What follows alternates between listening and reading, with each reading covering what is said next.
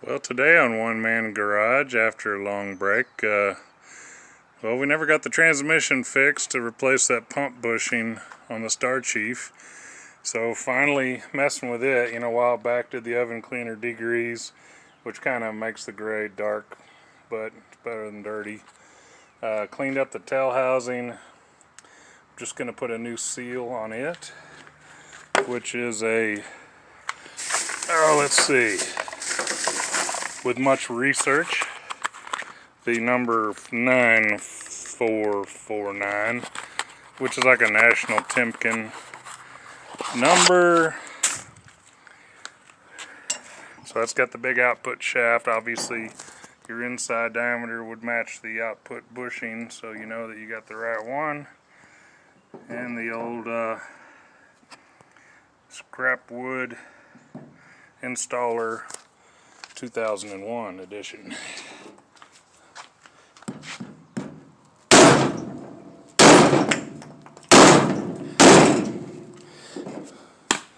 Mint. See, the lip seal is probably just go over that lightly, just on the edges. Don't hit the seal. Just like California, you always protect your seal, even though I wouldn't mind barbecuing one, but somebody'd be upset about that, probably get me in trouble. So, since we're not rebuilding this thing, this O-ring that's, from 1966 is totally good. Just gonna do like I always do and put silicone on it. So I'm gonna shut her down because I'm gonna get my hands dirty, wipe this off, and put a teeny little tack coat that the transmission guy hates, but I'm not leaving pieces floating around. This is just, don't worry about it. He ain't getting paid to do this. Neither am I. Yeah, I just happen to have this little tube of silicone that came with my 5.3 liter replacement valve cover that has a built-in O-ring seal that doesn't use silicone, but they included it because I guess they just thought you might do what you don't have to do. I don't know, it's free to me. So it's gray, real light thin coat, tacky it around on my fingers, all good. This motor mount goes down, of course, transmission mount, excuse me.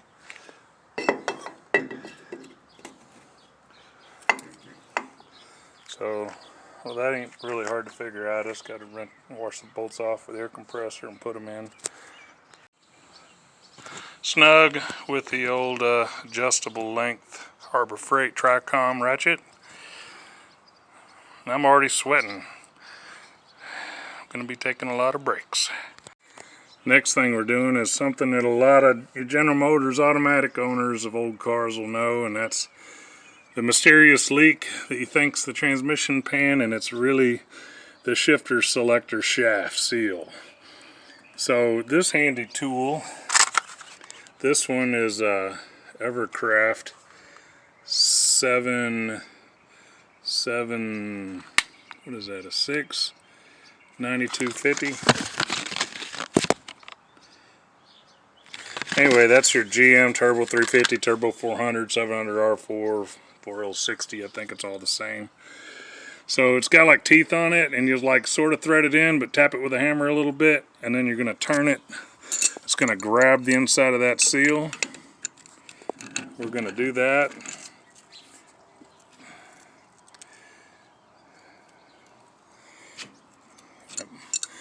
Might not even work. We're hoping it does, because it's got a push bolt. It's going to get that off of there. Goes through here. Let me check with it. Well, the various seals I got, like this 8792S is the shifter shaft seal. It has a metal housing on it, but this second year Turbo 400 may use a different setup. I haven't got the old seal out, and the new one appears the OD is too big. Then I have these two different speedo bushing pinion gear seals for the speedometer, and this of course is, neither one of those fit. I just rinse this off with the This has the soft seal with the little ring retention. So typically I'm with the wrong parts again. So I'll just have to use a pick to get that out and look up the right number and go get some other parts later. Figure out if this is how that's, I don't know. We're going to figure out some stuff. But we still got to take the pan off. We still got to take the pump out. But I wasn't really going to do that today. I might. We'll see. I don't know. It ain't going to be done today, I can tell you that. I don't even have the pump pushing. This is the extracted seal. It looks like number...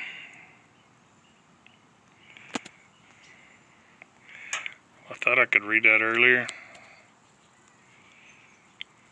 I don't know, whatever, we're going to look that up. And the cat's whining.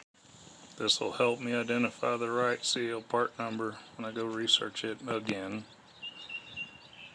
OD of the seal, approximately 0.523. This thing, this early 400 must be some funk kind of seal. Must be bushed or something on the inside. That ain't no bueno. Well, turns out I had to go to eBay to find that seal for the shifter. The part number I could see on it actually cross-referenced to the Pioneer, and it was out of stock at Rock Auto. Wasn't in stock or down the street at O'Reilly's, and just found some shipping out of Dallas, quantity 5, so I'll have extras, which is good, from Dallas. So I guess we'll just get those next week. So here's what's going to happen. My handy tool is going to get put up because apparently this has a 1964 5, 6, 7 2 O-rings that seal that, which means it's going to be from the inside, which originally is what I thought, but anyway, too bad. That sucks. That's going to be hard to find unless I can separate that. But I guess I'll pick up some tools and then I'm going to pull that pan off so I can make a mess. Well, since we're waiting on parts, I got a different pan I'm going to put on this later anyway. You know, this thing had like sludginess inside. It makes me wonder if the original owner had put motor oil in it at some point, because I've seen that before. Because how would you get black sludge out of red ATF? I don't think it even sludges.